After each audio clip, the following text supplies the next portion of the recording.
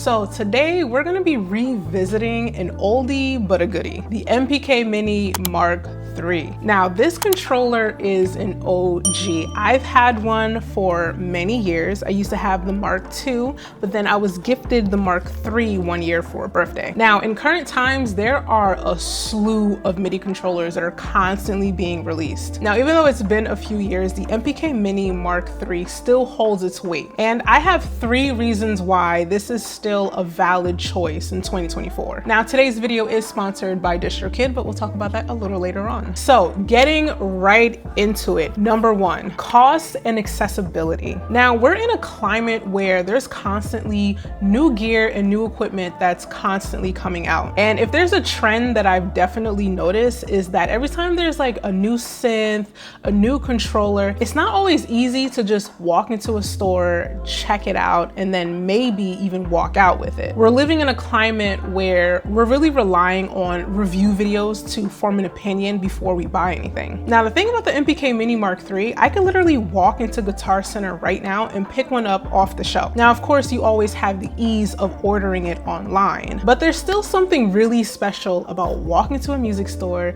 you find something you like or something you love, and you're able to walk out with it within the same day. And of course, anywhere that you go to get the MPK Mini Mk3, it's essentially the same price. Now, I've seen the MPK Mini price anywhere between $99 to about $110. But for many years, it's been pretty much priced the same, right around that $100 mark. So not only is it reasonable when it comes to the price, it's also accessible. You can walk into a store and pretty much get it. And I know there've been plenty of times where I'll walk through Guitar Center and I'll even see other color options other than the regular one. Now, of course, I have the black on black because I love this one. However, personally, if you're still new to learning music or music theory or learning how to play piano in general, I wouldn't recommend the black on black. I definitely would go for the white and black keys, just to make things easier for yourself. The second reason why the MPK is still valid in 2024 is compatibility. I feel like the MPK Mini Mk3 is literally the most compatible controller that there is when it comes to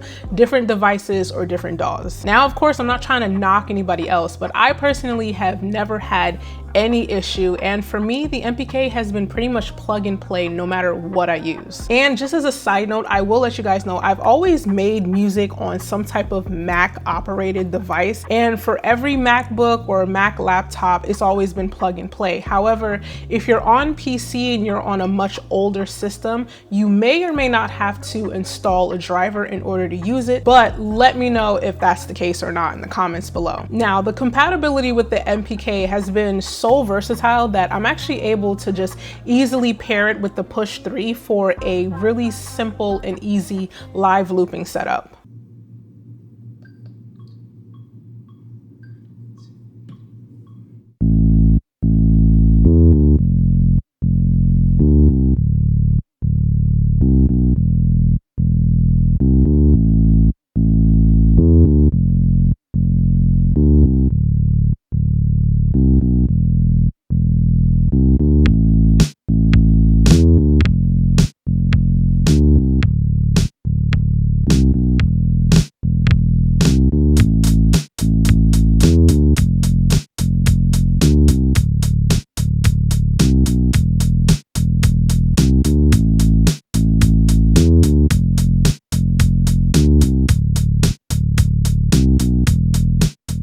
Now, before we get on to the last reason why I still love the MPK Mini Mk3, let's give it up to today's sponsor, DistroKid.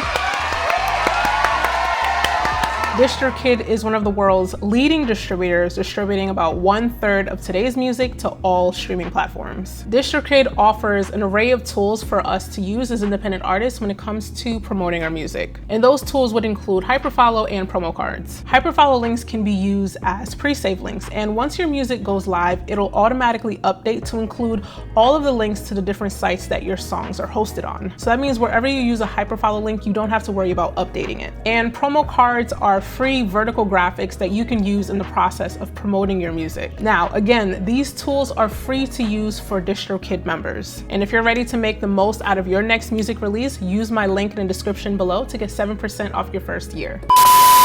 And now back to your regularly scheduled program. Now, the final reason why I feel like the MPK Mini is still valid in 2024 is just for the simple fact that this thing is small, but it is mighty. Anything that you could really need for a quick studio session is right at your fingertips. You have keys, you have the MPC style drum pads, and you have a set of endless encoders. Now, as I previewed before, this made such a great addition to the Push 3 to make it easier for me to do a quick live looping setup if I ever want to hit up an open mic, do a couple songs, and be on my way. One thing I will note about using it with the Push 3, it actually doesn't drain much of the battery from the Push 3 at all. Now, while I understand the Push 3 can be used for keys and drum pads, personally, I just like a regular old keyboard. And also, I just find it way easier to leave the Push 3 in session view so that I can just go straight to finger drumming. Now, with all of the controllers that are on the market besides the MPK Mini Mk3,